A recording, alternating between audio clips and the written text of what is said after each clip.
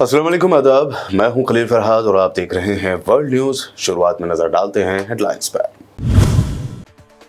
North African Islamic country मराकश ने इस साल ईद उल अजहा पर जानवरों की कुर्बानी न करने की आवाम को दी हिदायत। मुल्क में जारी शदीद खुश्क साली और माशी मुश्किलात के पेश नजर लिया गया फैसला।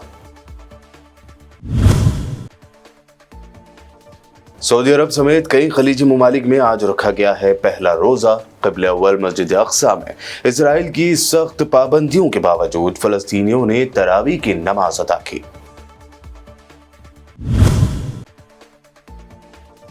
ट्रंप और ज़ेलेंस्की के दरमियान बातचीत लफ्जी झड़प में तब्दील। ट्रंप ने ज़ेलेंस्की को लगाई फटकार। यूक्रेनी सदर को व्हाइट हाउस से बेइज्जत करके निकाल दिया गया। अफगानिस्तान में अमेरिकी फौज का छोड़ा गया अरबों डॉलर हथियारों का जखीरा लेंगे वापस। ट्रंप का ऐलान। तालिबान की जानिब से लाखों अमेरिकी राइफलें और बख्तरबंद गाड़ियों की नुमाइश से अमेरिका चिराग पा। अमीर खुसरो की याद में मुनक्कदा जहान खुसरो प्रोग्राम में पीएम नरेंद्र मोदी की शिरकत। कहा, खुसरो ने कुरान की आयतें पढ़ी और वैदों को भी सुना। सूफी रिवायत ने बनाई है हिंदुस्तान में अलग पहचान। और मुसलमानों को कटमुल्ला कहने और उर्दू से नफरत का इजहार करने पर असदुद्दीन ओवैसी ने यूपी के सीएम पर किया तंज। कहा, जाहिर है योगी को नहीं आती उर्दू, फिर वो साइंटिस्ट क्यों नहीं बने। ये हेडलाइंस। बढ़ते हैं खबरों की तफसील की जानिब। दुनिया भर के मुतादिद इस्लामी ममालिक में से एक मुल्क मराकश में ईद उल अजहा के मौके पर आवाम को कुर्बानी न करने की हिदायत दी गई है। दरअसल नॉर्थ अफ्रीकन कंट्री मोरक्को के शहरियों को इस साल ईद उल अजहा के मौके पर कुर्बानी करने से गुरेज करने की हिदायत की गई है। कुर्बानी से इज्तिनाब का ये फैसला मुल्क में जारी खुश्क साली और माशी मुश्किलात के पेश नज़र किया गया है। रिपोर्ट्स के मुताबिक मराकश गुज़िश्ता 7 साल से मुसलसल खुश्क साली का शिकार है, जिसके नतीजे में मवेशियों की तादाद में 38% तक कमी वाक़ हुई है। वज़ारत ज़राअत के आदाद व शुमार के मुताबिक गुज़िश्ता 30 साल के दौरान होने वाली औसत बारिश के मुकाबले में इस साल 53% कम बारिश रिकॉर्ड की गई, जिसने मुल्क को शदीद खुश्क साली की तरफ धकेल दिया है। मराकश के फरमानरवा शाह मोहम्मद 6 ने अवाम से खिताब करते हुए इस बात पर जोर दिया कि मौजूदा माहौलियाती और माशी चैलेंजेस के पेश नज़र ईद उल अज़हा पर कुर्बानी करने से गुरेज किया जाए। सऊदी अरब समेत दीगर कई खलीजी ममालिक में रमज़ानुल मुबारक का चांद नजर आ गया है और आज वहां पहला रोजा है। इससे कबल सऊदी मीडिया के मुताबिक रमज़ान का चांद देखने के लिए मक्का, मदीना, तबूक, सदीर समेत दीगर शहरों की ऑब्जर्वेटरी में इजलास हुए, जिसमें महकमे मौसमियात और महकमे फल्कियात के एक्सपर्ट्स ने शिरकत की। सऊदी मीडिया में बताया गया है कि सऊदी अरब के इलाकों सदीर और तमीर में चांद नजर आया। रमज़ान का चांद नजर आने के बाद सऊदी अरब में आज 1 मार्च को पहला रोज़ा रखा गया है। दूसरी जानिब हिंदुस्तान समेत दिगर कई ममालिक में 2 मार्च को पहला रोजा रखा जाएगा। उधर इसराइली फौज की तरफ से आयत पाबंदियों के बावजूद हजारों फलस्तीनियों ने रमज़ानुल मुबारक की पहली रात कल जुमा की शाम मस्जिद अक़सा में नमाज तरावी अदा की। मस्जिद अक़सा में नमाज तरावी के सामने आने वाले मनाजिर देखे जा सकते हैं कि हजारों नमाजी मस्जिद अक़सा में बाजमात नमाज तरावी अदा कर रहे हैं। ख्याल रहे कि काबिज़ सियोनी हुक्काम ने हस्ब साबिक़ 55 साल से कम उम्र मर्दों, 50 साल से कम उम्र की ख़वातीन और 10 साल से ज़ायद उम्र के बच्चों के मस्जिद अक़सा में दाखिले पर पाबंदियाँ लगा रखी है।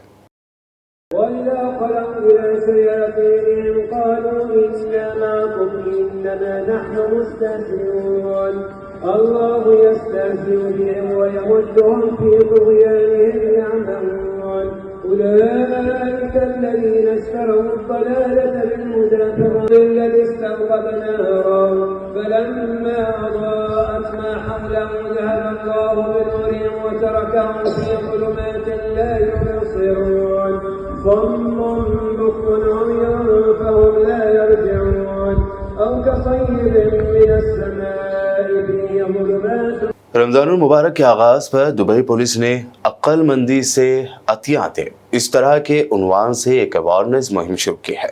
इस मुहिम का मकसद आवाम को पेशावर गदागरों यानी भिखारियों के धोखे से बचाना और मुस्तहिक़ अफराद की सही तरीके से मदद को यकीनी बनाना है। पुलिस ने आवाम को खबरदार किया है कि वो सड़कों, मसाजिद और अवामी मकामात के करीब घूमने वाले भिखारियों की झूठी कहानियों के झांसे में ना आए। दुबई पुलिस का कहना है कि ये पेशावर गदागर लोगों की हमदर्दी का गलत फायदा उठाते हैं और उनकी एहतियात का गलत इस्तेमाल करते हैं। जंग को लेकर अमेरिका और यूक्रेन के दरमियान ताल्लुकात दिन ब दिन कशीदा होते जा रहे हैं। इस दरमियान यूक्रेनी सदर ने अमेरिका का दौरा करते हुए ट्रंप के साथ बातचीत की। ताहम ये बातचीत उस वक्त लफ्जी झड़प में तब्दील हो गई जब ट्रंप ने ज़ेलेंस्की को भरी मीडिया कॉन्फ्रेंस में फटकार लगा दी।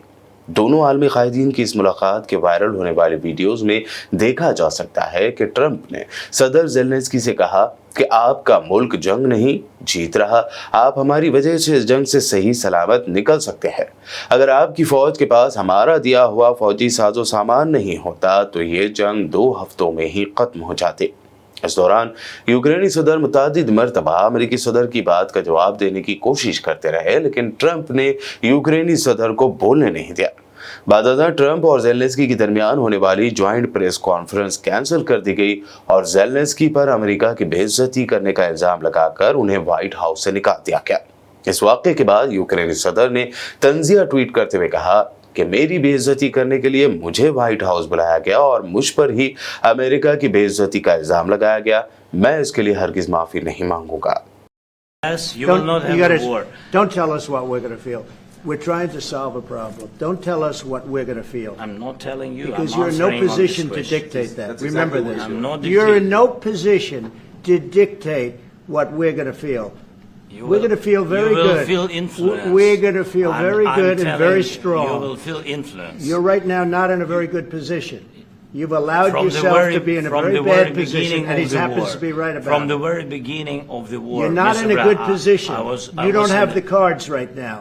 With us, you start I'm having not playing cards. cards. But right now, you I'm don't. very Yeah, you're playing serious, cards. Mr. President. You're I'm playing very cards. serious. You're gambling I'm the with the president lives in of war. millions of people. You think- You're gambling with World War What do you- III. what do you You're think about- gambling with what do you World think War about? III. And You- what you're doing is very disrespectful to the country, this country. I'm- It's with back all to respect to you. your Far country. more than a lot of people said very they respect. should have. Have you said thank you once? Yes, but if you are Mr. not President, strong. Mr. President, with respect, I think it's disrespectful for you to come to the Oval Office and try to litigate this in front of the American media.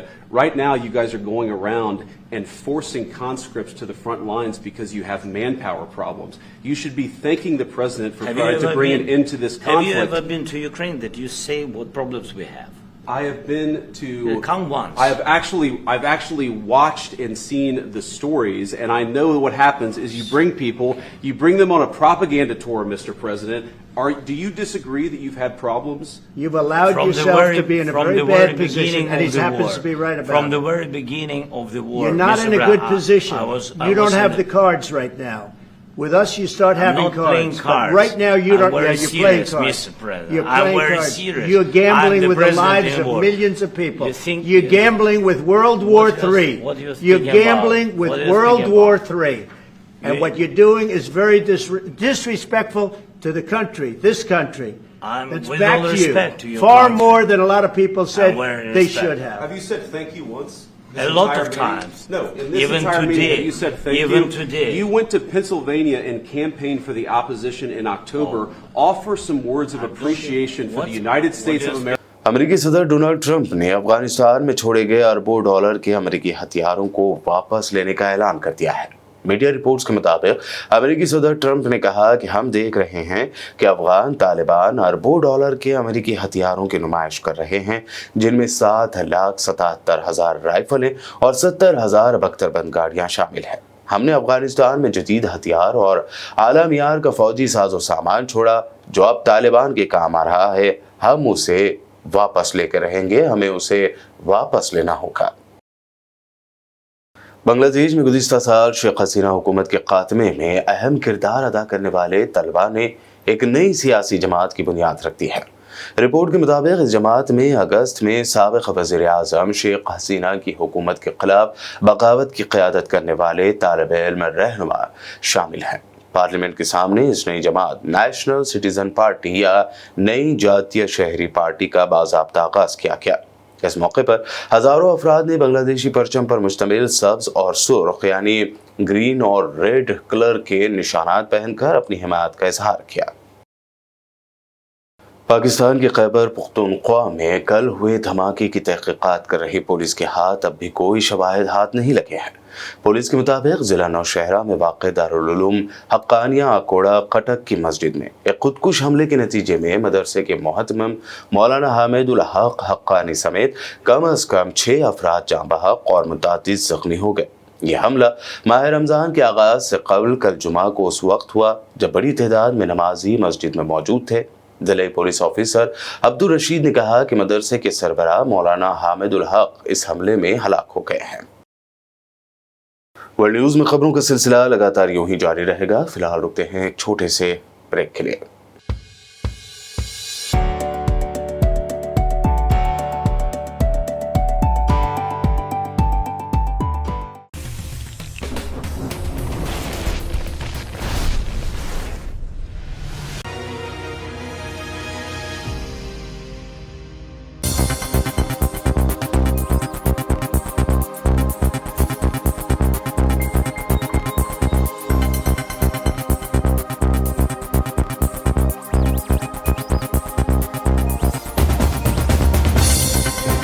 Break के बाद आगे बढ़ते हैं और अब देखते हैं अहम नेशनल न्यूज़।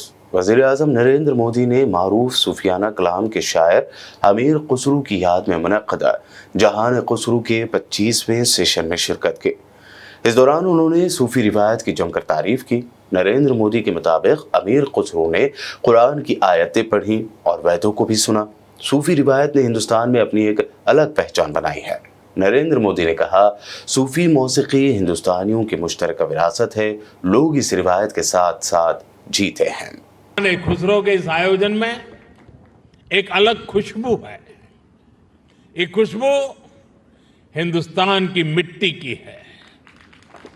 वो हिंदुस्तान जिसकी तुलना हजरत अमीर खुसरो ने जन्नत से की थी। हमारा हिंदुस्तान जन्नत का वो बगीचा है जहां तहजीब का हर रंग फला फूला है।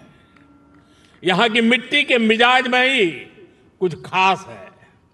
शायद इसलिए जब सूफी परंपरा हिंदुस्तान आई तो उसे भी लगा जैसे वो अपनी ही जमी से जुड़ गई हो। यहां बाबा फरीद की रूहानी बातों ने दिलों को सुकून दिया। हजरत निजामुद्दीन की महफिलों ने मोहब्बत के दिए जलाए। हजरत अमीर खुसरो की बोलियों ने नए मोती पिरोए और जो नतीजा निकला वो हजरत खुसरो के इन मशहूर पंक्तियों में व्यक्त हुआ। बन के पंछी भय बावरे, बन के पंछी भय बावरे, ऐसी बिन बजाई सांवरे, तार तार की तान निराली, जुम रही सब वन की डारी। भारत में सूफी परंपरा ने अपनी एक अलग पहचान बनाई। सूफी संतों ने खुद को महज मस्जिदों या खानकाहों तक सीमित नहीं रखा। उन्होंने पवित्र कुरान के हर्फ पढ़े तो वेदों के स्वर भी सुने। उन्होंने अजान की सदा में भक्ति के गीतों की मिठास को जोड़ी और इसलिए उपनिषद, जिसे संस्कृत में एकम सत विप्राहा बहुधा वदंती कहते थे, हजरत निजामुद्दीन औलिया ने वही बात हर कौम रास्त राहे दिने व किबला गाहे जैसे सूफी गीत गाकर कही। अलग अलग भाषा, शैली और शब्द, लेकिन संदेश वही। मुझे खुशी है कि आज जहान खुसरो उसी परंपरा की एक आधुनिक पहचान बन गया है। उत्तर प्रदेश के सीएम योगी आदित्यनाथ की जानिब से मुसलमानों को कठमुल्ला कहने और उर्दू के तई नफरत का इजहार करने पर मजलिस इत्तेहादुल मुस्लिमीन के सदर असदुद्दीन ओवैसी ने कहा कि जाहिर है योगी को उर्दू नहीं आती है तो फिर वो साइंटिस्ट क्यों नहीं बने। प्रदेश के चीफ मिनिस्टर ने असेंबली में ये कहा कि उर्दू पढ़ना कठमुल्लाओं की तरह मौलाना बनाना की बात है, साइंटिस्ट नहीं बनते। जाहिर है उत्तर प्रदेश के मुख्यमंत्री को तो उर्दू नहीं आती, मगर वो साइंटिस्ट क्यों नहीं बने उसका जवाब वही दे सकते हैं। अब उत्तर प्रदेश के मुख्यमंत्री के जो बुजुर्ग थे या जिस आइडियोलॉजी से वो आती हैं, उनके किसी भी शख्स ने इस मुल्क की आजादी में हिस्सा नहीं लिया। गोरखपुर से रघुपति साहेब फराख भी आते हैं। फराख गोरखपुरी उर्दू का एक बहुत बड़ा शायर था, मुसलमान नहीं था। अगर शायद असेंबली में कोई उठ के बोल देता मुख्यमंत्री को, तो मुख्यमंत्री बोलते नहीं उन्हें भी कठमुल्ला। तो ये इनके ये इंटेलेक्चुअल कैपेसिटी है इनकी।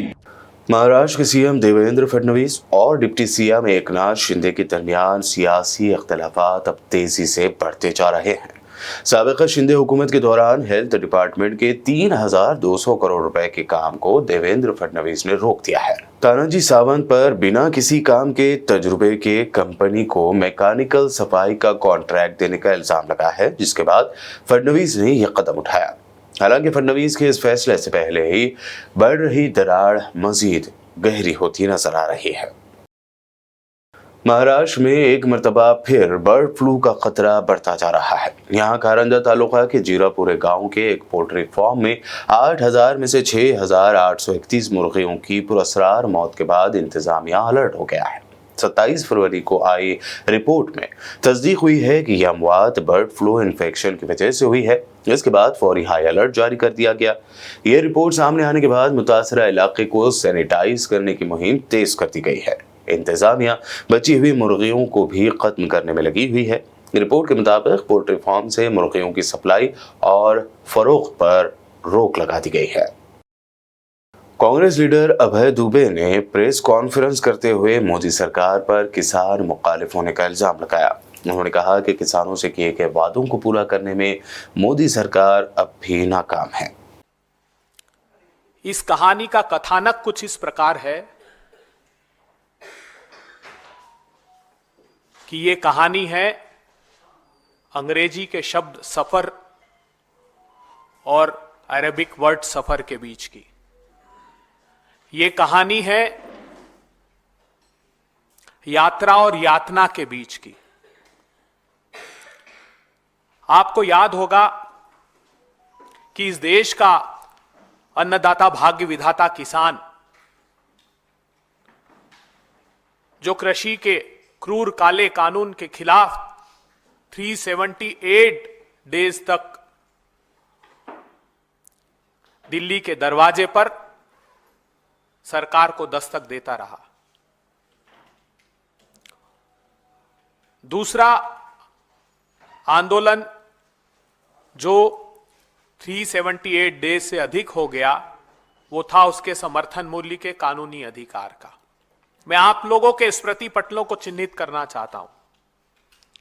भारत की सरकार ने 22 जुलाई 2022 को एक समिति बनाई जिसमें यह कहा गया कि हम समर्थन मूल्य को पारदर्शी और प्रभावशाली बनाने के लिए यह समिति का गठन कर रहे हैं। साथ साथ यह भी कहा गया कि commission for agricultural cost and price जो समर्थन मूल्य का निर्धारण करता है उसको और अधिकार संपन्न बनाने के लिए और उसको और ऑटोनॉमी देने के लिए काम कर रहे हैं। दिल्ली की साबिक सीएम और आप लीडर आतिशी ने मीडिया से बात करते हुए कहा कि सदर को मेमोरेंडम देने के लिए जाने के दौरान पुलिस ने हमें रोक दिया। बीजेपी की तानाशाही पूरे जोरों शोर से जारी है। हम आज राष्ट्रपति जी को ज्ञापन देने जा रहे थे इस देश के लोकतंत्र को बचाने के लिए, और हम राष्ट्रपति के किसी प्रतिनिधि को भी ज्ञापन देने को तैयार थे। लेकिन ये बहुत दुख की बात है कि ऐसा लग रहा है कि आज देश में पुलिस का राज चल रहा है, क्योंकि जब हमने राष्ट्रपति के प्रतिनिधि से मिलने की बात करी तो हमें पुलिस ने कहा कि हम ही प्रतिनिधि हैं।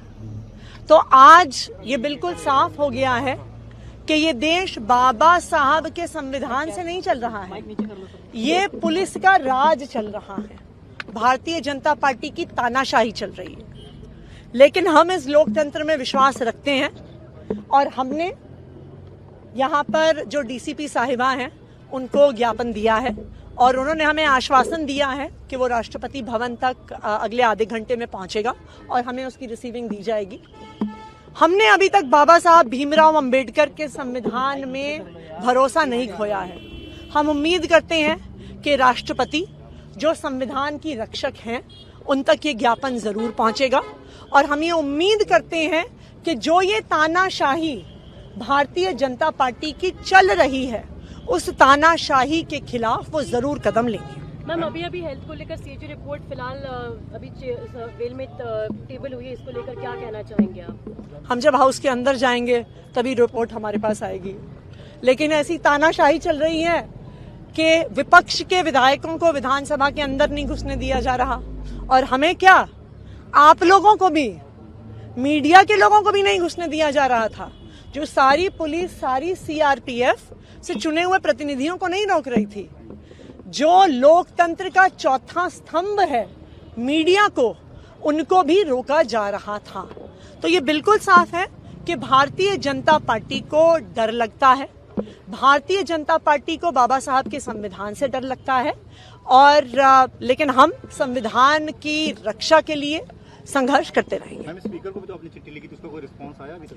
अभी तक तो कोई रिस्पांस नहीं आया। हम आगे आप क्या करेंगे? यहाँ से जाने नहीं दिया जा रहा है? नहीं, हमने दे दिया। हम तो ज्ञापन देने जा रहे थे राष्ट्रपति को। हमें भरोसा दिलाया गया है कि ज्ञापन राष्ट्रपति तक पहुंचाया जाएगा और हम फिर से राष्ट्रपति महोदया से समय मांगेंगे, क्योंकि इस देश में लोकतंत्र को बचाना सिर्फ आम आदमी पार्टी की जिम्मेदारी नहीं है। इस देश में लोकतंत्र को बचाना मीडिया की भी जिम्मेदारी है और राष्ट्रपति जो महामहिम है इस देश की, वो एक तरह से सबसे परम रक्षक हैं इस देश के संविधान की, बाबा साहब भीमराव अंबेडकर के संविधान की। तो हम ये उम्मीद करते हैं कि वो संविधान की रक्षा करेंगे। और अब आखिर में हेडलाइंस पर एक और नजर।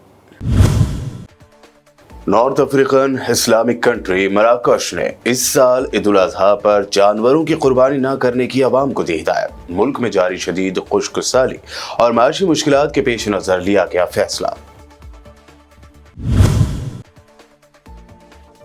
सऊदी अरब समेत कई खलीजी ममालिक में आज रखा गया है पहला रोजा। क़िबला अव्वल मस्जिद अक़सा में इसराइल की सख्त पाबंदियों के बावजूद फलस्तीनियों ने तरावी की नमाज अदा की। ट्रंप और ज़ेलेंस्की के दरमियान बातचीत लफ्जी झड़प में तब्दील। ट्रंप ने ज़ेलेंस्की को लगाई फटकार। यूक्रेनी सदर को व्हाइट हाउस से बेइज्जत करके निकाल दिया गया। अफगानिस्तान में अमेरिकी फौज का छोड़ा गया अरबों डॉलर हथियारों का जखीरा लेंगे वापस। ट्रंप का ऐलान। तालिबान की जानिब से लाखों अमेरिकी राइफलें और बख्तरबंद गाड़ियों की नुमाइश से अमेरिका चिराग पा। अमीर खुसरू की याद में मुनक्कदा जहान खुसरू प्रोग्राम में पीएम नरेंद्र मोदी की शिरकत। कहा, खुसरू ने कुरान की आयतें पढ़ी और वैदों को भी सुना। सूफी रिवायत ने बनाई है हिंदुस्तान में अलग पहचान। और मुसलमानों को कटमुल्ला कहने और उर्दू से नफरत का इजहार करने पर असदुद्दीन ओवैसी ने यूपी के सीएम पर किया तंज। कहा, जाहिर है योगी को नहीं आती उर्दू, फिर वो साइंटिस्ट क्यों नहीं बने। वर्ल्ड न्यूज में ये रही अब तक की अहम खबरें। मिलते हैं कल। खुदा हाफिज।